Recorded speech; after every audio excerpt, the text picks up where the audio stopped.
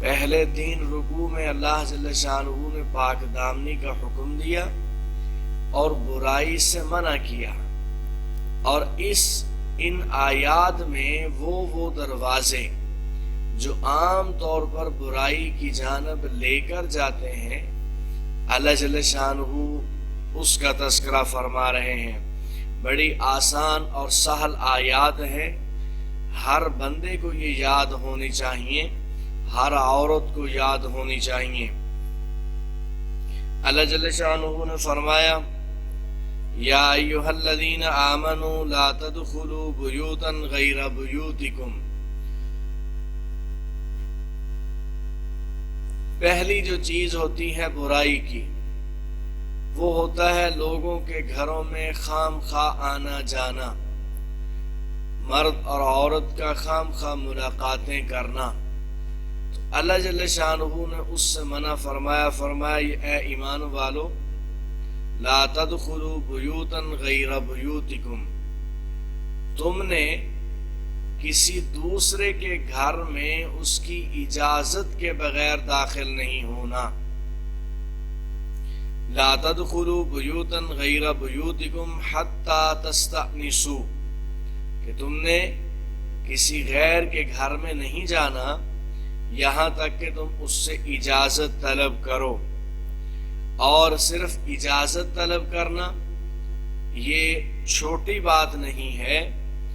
ایک حدیث میں آتا ہے کہ جن لوگوں کے جو گھر ہیں اپنے گھروں پر دروازے لگاؤ،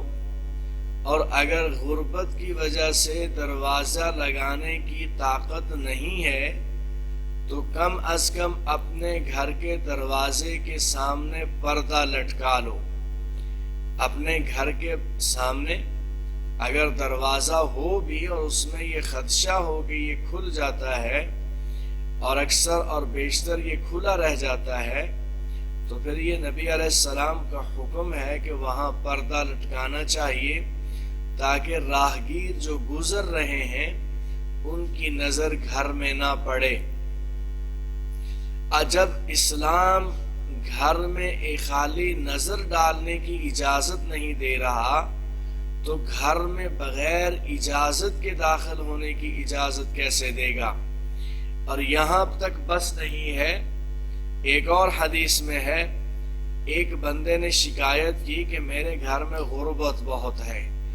تو آپ علیہ السلام نے فرمایا تم اپنے گھر کا دروازہ بند رکھا کرو، اس لیے کہ ایک بے نمازی آدمی تمہارے گھر کے سامنے سے گزرتا ہے اور وہ تمہارے گھر میں باہر سے کھڑے ہو کر دروازے سے خالی جھانک کر دیکھ لیتا ہے۔ اس کے دیکھنے کی نحوست یہ ہے کہ اللہ جل شانہ نے تمہارے گھر سے رزق سے برکت اٹھا دی ہے۔ پھر آپ ان لوگوں کا کیا حال پوچھیں گے کہ جن کے گھروں میں صبح 7-8 بجے تک مردار سوئے ہوئے ہوں، نماز نہ پڑھ رہے ہوں، اور عورتیں بھی سوئی ہوئی ہوں، مرد بھی سوئے ہوئے ہوں، بچے بھی سوئے ہوئے ہوں،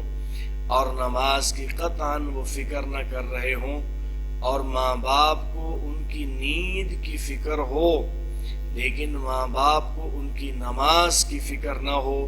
وہ گھروں کے لوگ ظاہر بات ہے پھر وہ نکلیں گے جی ہمیں کسی نے تعویذ ڈال دیے ہیں، ہم پر کسی نے جادو کر دیا ہے، ہمارے حالات خراب ہو گئے ہیں، یہ ہو گیا ہے، وہ ہو گیا ہے۔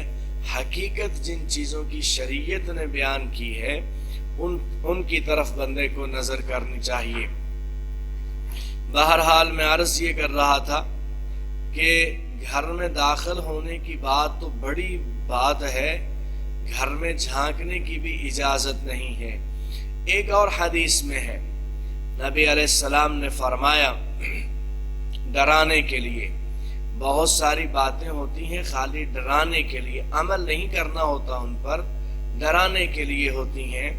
نبی علیہ السلام نے فرمایا اگر کسی گھر کا دروازہ کھلا ہو، باہر سے گزرنے والا آدمی کھلے دروازے سے جھانک کر اندر دیکھ لے، اور گھر کا غیرت مند آدمی باہر نکل کر اس دیکھنے والے کی آنکھ پھوڑ دے تو نبی علیہ السلام نے فرمایا میں اس آنکھ پھوڑنے والے بندے پر کوئی تاوان نہیں کروں گا، اسے کوئی سزا نہیں دوں گا، کیونکہ یہ اس بندے کا اپنا قصور ہے جس نے کسی کے گھر کی جانب کھلے دروازے سے جھانک کر دیکھا ہے۔ یہ 3-4 حدیثیں میں نے عرض کی ہیں قرآن کریم کی اس آیت کے تحت۔ اللہ جل شانہ نے فرمایا لا تدخلوا بیوتا غیر بیوتکم حتی تستأنسوا، کہ کسی اور کے گھر میں آپ نے اس کی اجازت کے بغیر داخل نہیں ہونا۔